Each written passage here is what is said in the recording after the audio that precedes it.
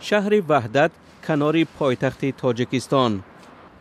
صدها افغانستانی در اینجا پناهگاه یافتند ولی با آرزوی رفتن به کشور سوم. از یک سو یافتن کار و معاشی مناسب در تاجیکستان مشکل است، از سوی دیگر آزادی بیان محدود است و ابراز ناراضگی از شرایط زیست مشکل تر.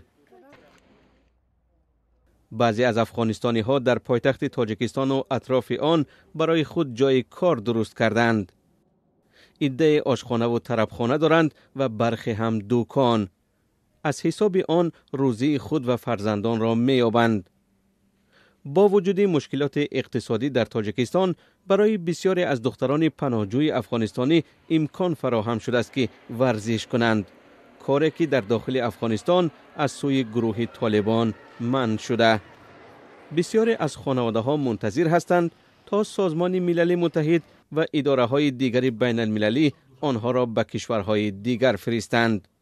دیگه ما معطل موندیم که اگر ملل متحد آوازه بود که میکشه که پول بتانه، اما مهاجر هستن، اما وضعشان خراب است، بیچاره است.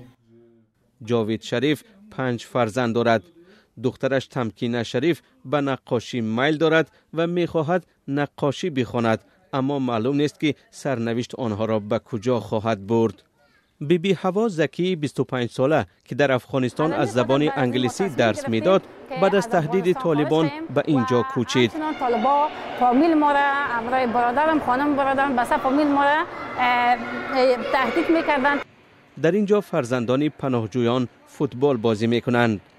مرتضی نبیزاده مربی آنهاست. چری هستند که نمیتونن دخترها درس بخوانند، ادامه بدن درس خود و یا ورزش کنند، کار کنند. ما خواستیم که همین مرز بین بچه‌ها و دخترها از بین ببریم و بتونیم که یک کماند خوبی، یک تیم خوبی برای دخترها بسازیم. سارا حکیمی پناهجوی دیگر افغانستانی میگوید که در 2 سال گذشته رنج و عذاب زیادی دیدند. وقتی که ما مهاجر شدیم پول نداشتیم که برای کودک‌ها گشنه بودن، روزگار بیزید بود. یگان همسایه تاجیک ما بسیار یاردم ما را کرد، خیر بینه توشک، کرپچه، مرپچه همه چیز دادن. یک منصبداری وزارت کارهای داخلی تاجیکستان میگوید که پناهجویان افغانستانی در کشور آزادانه زندگی میکنند.